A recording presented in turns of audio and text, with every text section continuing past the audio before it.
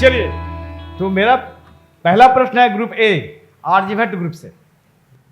आप बताएंगे कि गायत्री मंत्र ऋग्वेद के, आपको पता है कि ऋग्वेद में 10 मंडल हुए, 10 मंडल में गायत्री मंत्र तीसरे मंडल में है। इस गीत के रचनाकार कौन है? Who is the composer of this मंत्र?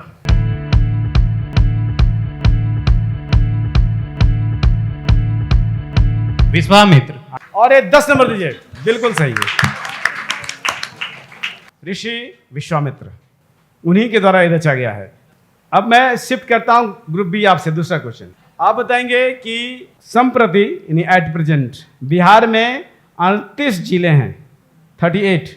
बिहार को 2 भाग में बांटती है गंगा नदी, उत्तर बिहार, दक्षिण बिहार। आपको बताना है दक्षिण बिहार में हम लोग रहते हैं, कितने जिले हैं दक्षिण बिहार में? 17। Yes, और ये 10 नंबर दीजिए, बिल्कुल सही है। ग्रुप डी, सुश्रुत ग्रुप से आपको बताना है कि स्वच्छ भारत मिशन का टैग लाइन देखिए, उस चश्मे के ठीक नीचे लिखा हुआ है, एक कदम स्वच्छता की ओर। इस एक क्या संदेश है इसका? ये क्या, क्यों सरकार इसको एडॉप्ट कर रही? संदेश क्या है इसका? अपना एक वीक में भी 1 घंटा अपने टाइम से निकाल के अपने देश को साफ़ सुथरा के ओर सबको एक कदम बढ़ाना चाहिए।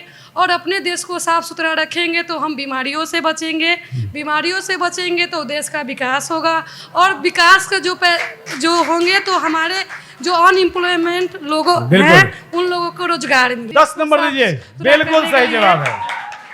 इसमें है कि प्रत्येक नागरिक अपने अपने दैनिक जीवन में कुछ घंटा निकाल करके इस स्वच्छता के लिए कार्यक्रम करें, नित्य दिन एक कदम स्वच्छता की ओर। चलिए, नेक्स्ट क्वेश्चन है ग्रुप ई से, चरक ग्रुप से। आप बताएंगे कि ये जो चश्मा गांधी जी का है, उसमें स्वच्छ भारत जो लिखा हुआ है, वो चश्मा का जो है, जो वो नाक पर जो रखाता है ना, वो डंडी जो है वो कलरफुल है। उसमें जो है 3 कलर है उसमें शायद, तो या 2 कलर, 3 कलर है। तो आपको बताना है कि वो किसका प्रतिनिधित्व करता है।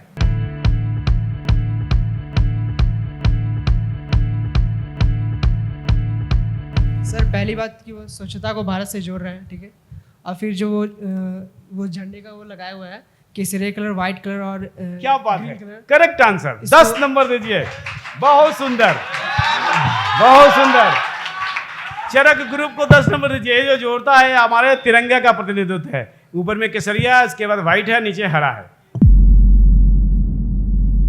हम एक वाक्य बोलेंगे, अगर आपको लगे वो सही है तो आप एस बोलिएगा, और लगेगा कि गलत है तो आप नो बोलिएगा, ठीक है। पृथ्वी पश्चिम से पूरब की ओर घूमती है, यस या नो? यस और नो?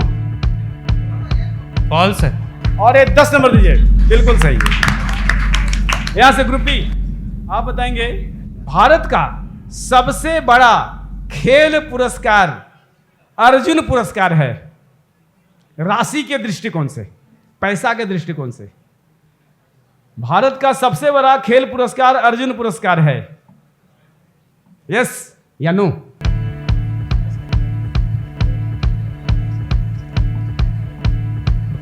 नो। ऐसा ही है, 10 नंबर दे दीजिए। ये नो है। अर्जुन पुरस्कार में आपको 5 लाख रुपया मिलता है, और मेजर ध्यानचंद है ना के नाम पर जो पहले था राजीव गांधी खेल रत्न पुरस्कार, अब हो गया है 2020 में सरकार ने इसको कर दिया मेजर ध्यानचंद खेल रत्न पुरस्कार। इसमें 25 लाख रुपया मिलता है।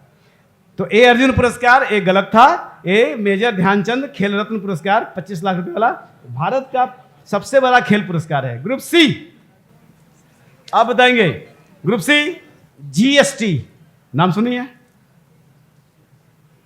Goods and service tax. यह एक प्रतिगामी टैक्स है, रिग्रेसिव टैक्स है। सही है गलत है? प्रतिगामी टैक्स, रिग्रेसिव। जीएसटी एक रिग्रेसिव टैक्स है। प्रतिगामी हिंदी, हाँ इंग्लिश रिग्रेसिव। वो डिटेल कराएगी तो फिर अपने ऐसे नो बता देगी ना, वो ना बोलेंगे। जीएसटी एक, इंग्लिश तो जानती होगी ना, इंग्लिश रिग्रेसिव टैक्स है। एक होता है, देखिए समझिए, एक प्रोग्रेसिव टैक्स होता है। रिग्रेसिव टैक्स पूछा है, रिग्रेसिव। 10 नंबर दीजिए, सही है। ये रिग्रेसिव टैक्स इसलिए है कि ये एक समान अनुपात में गरीब अमीर सब पर लगता है। ग्रुप डी, आप बताएंगे। सरकार प्रत्येक 6 महीना पर डेली अलाउंस डीए घोषित करती है, क्योंकि महंगाई जिस तरह से बढ़ता है उस दर से वो कभी 4%, कभी 3%, कभी 5%, इससे जो है जो भी राज्य सरकार के कर्मचारी हैं, केंद्र सरकार के कर्मचारी हैं, उसको डीए मिलता है। ये जो डीए जो डिसाइड होता है WPI पर, होलसेल प्राइस इंडेक्स पर, उस पर डिसाइड होता है। यस या नो? WPI बिल्कुल सही है। CPI पर बढ़ता है, CPI-IS इंडस्ट्रियल वर्कर पर, IW पर बढ़ता है। ये जो डीए बढ़ता है CPI consumer price index industrial worker. इस राउंड के बाद ये कंप्लीट हुआ। रिजल्ट है ग्रुप बी टॉप में है 40 नंबर के साथ। ग्रुप ए और ई दोनों संयुक्त रूप से सेकंड में है 24 नंबर लेकर। ग्रुप सी 13 नंबर और ग्रुप डी 10 नंबर के साथ लास्ट में।